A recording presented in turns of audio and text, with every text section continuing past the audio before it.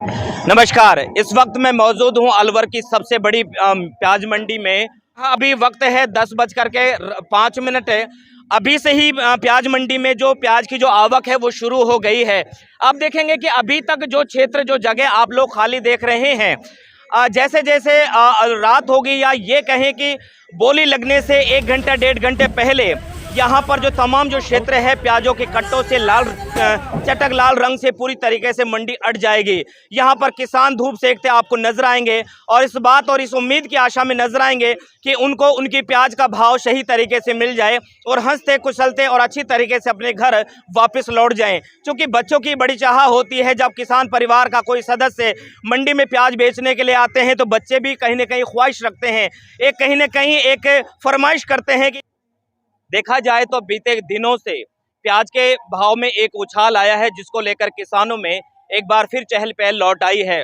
देखा जाए तो प्याज के शुरुआती समय में किसानों को प्याज का भाव बिल्कुल न्यून और या ये कहें कि बिल्कुल कम मिल रहा था, जिसको लेकर के किसान बड़े मायूस हो गए थे, किसान बिल्कुल निराश हो गए थे।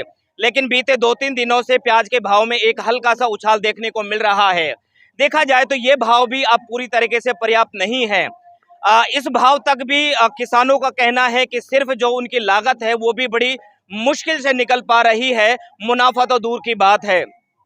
अब देखने की बात यह है कि क्या आने वाले दिनों में जो प्याज का भाव है क्या और वृद्धि कर पाएगा या फिर ये स्थिर रहेगा या फिर कम होगा।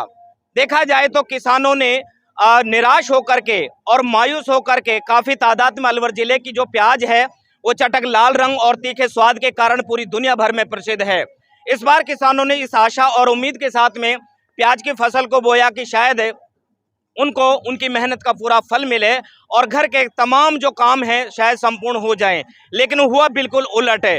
किसानों ने बड़े पैमाने पर बड़े तादाद में प्याज की फसल को बोया, लेकिन जब से ही इस प्याज मंडी अलवर में प्याज का अराइवल शुरू हुआ तभी से प्याज के जो भाव हैं नाकाफी किसानों को मिल रहे थे, जिससे किसानों में एक निराशा थी और उनका जो संतुलन था, उनका जो गणित था पूरी तरीके से गड़बड़ा गया। तमाम जो खबरें हैं इससे संबंधित प्रकाशित होती रही हैं, तमाम न्यूज़ चैनल्स इस खबर को प्रसारित करते रहे हैं कि आखिरकार किसान करे तो क्या करे।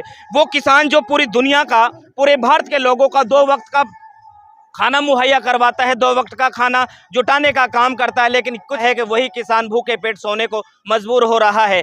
अब देखने की बात यह है कि क्या किसानों को आने वाले दिनों में प्याज का भाव और अच्छी तरीके से मिलने की जो उम्मीद और जो आशा जगाई जा रही है क्या मिल पाएगी, क्या उनको उनकी मेहनत का पूरा फल मिल जाएगा, ये एक बड़ा सवाल छोड़ के जा रहा हूं। कैमरामैन मनोज के साथ में मैं आपका साथी कवि सदाराम। आप बने रहे अलवर 24 न्यूज़ के साथ में। शुक्रिया और धन्यवाद।